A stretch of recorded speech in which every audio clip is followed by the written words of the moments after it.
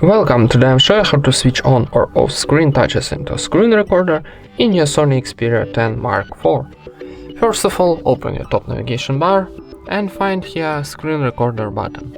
If you don't have this button here, press to pencil, then scroll down, find this button in this block, then press and hold and drag to top to add, like this. And for saving your top navigation bar, click back.